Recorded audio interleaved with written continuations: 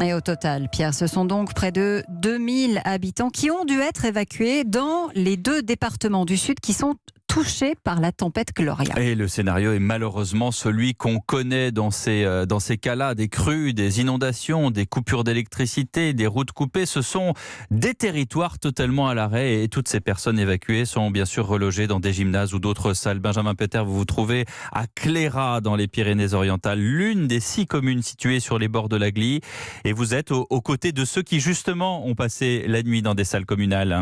Oui, et ce qui est difficile pour tous ces gens, c'est qu'ils ne peuvent toujours pas rentrer chez eux malgré la décrue du fleuve qui a commencé, la Glie qui a baissé d'1 mètre depuis cette nuit. Pour l'instant, l'ordre d'évacuation est maintenu, surtout à cause des pluies qui étaient prévues sur les reliefs ce matin. On attend de voir les conséquences qu'elles auront sur le niveau du fleuve ici.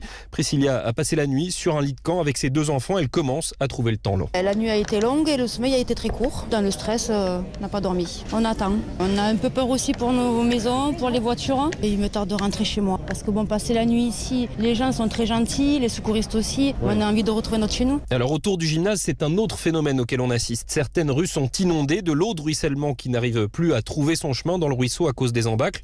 Du coup, l'eau est montée autour de la maison de David qui a pris ses précautions. Pour l'instant, ça ne monte pas plus. Là, elle est au pas de la porte. Ça va. S'il y a une accalmie, ça va aller bien. Maintenant, si ça repleut, on aura l'eau dans la maison. Ça se joue à, voilà, pas grand-chose. Ensuite, on se met à l'étage. On a débranché tout ce qui est courant en bas. 2 parpaings en hauteur et pour surélever les meubles. Voilà. Il n'y a même plus à être résigné, on a l'habitude maintenant. On a l'habitude. Voilà, alors des habitants ont mis leur voiture en sécurité comme David et une fois de plus on guette le niveau de l'eau dans les rues, de la Glie également, en espérant une amélioration significative dans les toutes prochaines heures. Benjamin Peter à Cléra dans les Pyrénées-Orientales et nous vous le disions, la situation est aussi très très compliquée dans le département voisin de l'Aude. Justement, nous sommes en ligne, Pierre, avec le maire de Limoux dans l'Aude. Bonjour Jean-Paul Dupré. Bonjour. Merci d'être en direct avec nous sur Europe 1. Quelle est la situation? Comment ça se passe chez vous ce midi?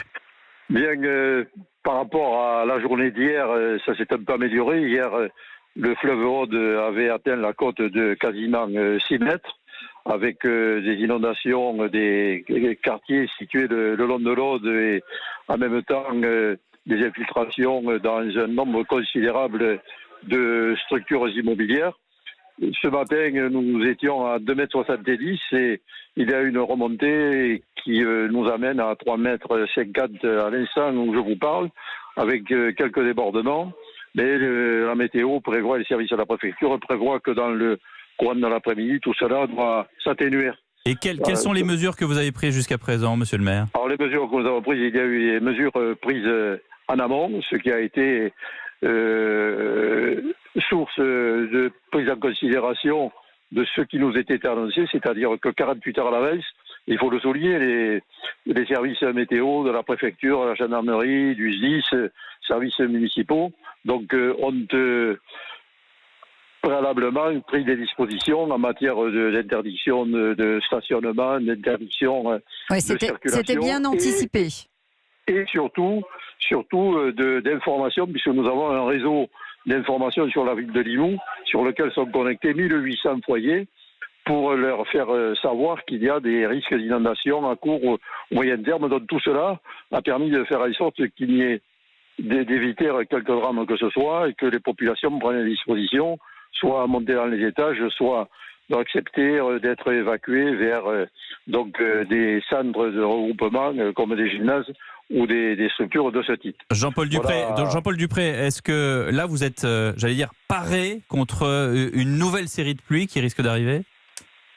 Nous sommes toujours en vigilance rouge avec l'ensemble des services que j'ai évoqués tout à l'heure. Nous sommes en cellule de crise. Il y a 70 pompiers, une cinquantaine d'agents municipaux, une trentaine d'agents de la protection civile. Et nous, donc pas de risque, vous avez ce qu'il faut. Qui nous appellent. Pardon. Vous avez ce qu'il faut, entre guillemets. Nous sommes, comme vous le dites, parés pour faire face à ce que peuvent être les demandes formulées par nos concitoyens, les aides à apporter et en même temps les rassurer et leur venir en aide psychologiquement également, car ça n'est pas neutre, mais contexte comme celui-là. Merci beaucoup. Merci beaucoup, monsieur le maire de Limoux, Jean-Paul Dupré, d'avoir été avec nous en direct dans Europe Midi.